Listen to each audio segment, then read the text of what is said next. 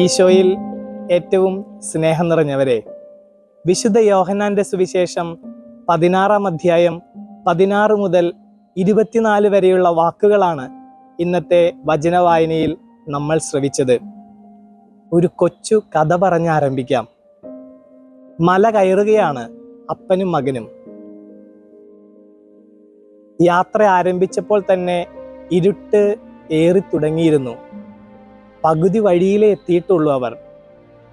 ഇരുട്ടിൻ്റെ ശക്തി വർദ്ധിച്ച നേരത്ത് കൊച്ചുമകൻ പേടിച്ചരണ്ട് അപ്പൻ്റെ വിരൽ തുമ്പിൽ പിടിച്ചു പറഞ്ഞു, അപ്പാ, എനിക്ക് പേടിയാകുന്നു, എന്തൊരിരുട്ടാണ്. ആ സ്നേഹനിധിയായ പിതാവ് ആ കുഞ്ഞിനെ ഇങ്ങനെ ചേർത്ത് പിടിച്ച് അവനോട് വളരെ ശാന്തമായി പറഞ്ഞു, മോനെ, ഇരുട്ട് നിറഞ്ഞ താഴ്വരയിലേക്കല്ല നമ്മൾ യാത്രയാകുന്നത്.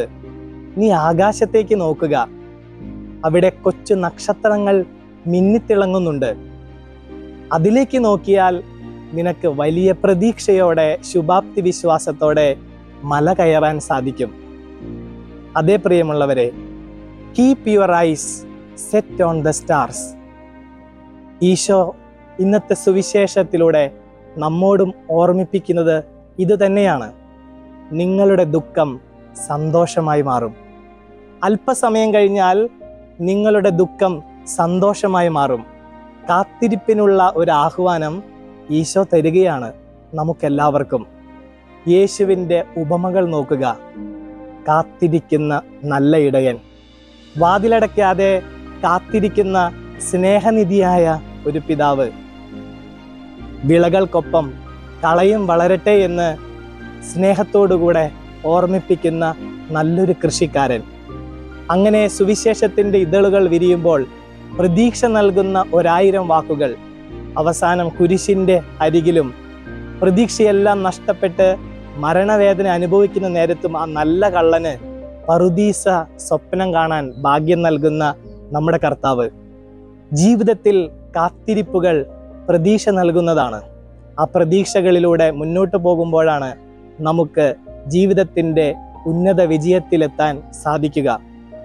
ഏറ്റവും സ്നേഹം നിറഞ്ഞ എൻ്റെ സഹോദരി സഹോദരന്മാരെ, ഈ ദിവസങ്ങളിൽ ഞങ്ങളുടെ ഇടവകയിൽ വീട് സന്ദർശനം, ഭവന സന്ദർശനവും വെഞ്ചിരിപ്പ് നടക്കുന്ന ദിവസങ്ങളാണ്. ഓരോ വീടുകൾ കയറിയിറങ്ങുമ്പോഴും എല്ലാവർക്കും പറയാനുള്ളത്, അച്ഛാ, പ്രാർത്ഥിക്കണം. കാത്തിരിക്കുകയാണ് നല്ലൊരു ജോലിക്ക് വേണ്ടി, വിവാഹം ശരിയാകാൻ, അതുപോലെ തന്നെ വിദേശത്തേക്ക് പോകാൻ, രോഗം മാറാൻ. എല്ലാവരും പ്രതീക്ഷയോടെ കാത്തിരിക്കുകയാണ്. ഈ കാത്തിരിപ്പുകൾക്ക് ഒരു വിരാമമുണ്ട്. അത് എത്ര നാളത്തേക്കാണ് നമ്മൾ കാത്തിരിക്കേണ്ടതെന്ന് നമുക്കറിയില്ല. എങ്കിലും ഈശോ പറയുന്നത്, പ്രതീക്ഷയോടെ കാത്തിരിക്കുക. ദൈവത്തിൻ്റെ സ്വപ്നം, ദൈവത്തിൻ്റെ ഹിതം നമ്മിൽ പൂർത്തിയാകാൻ വേണ്ടി പ്രതീക്ഷയോടെ കാത്തിരിക്കാം.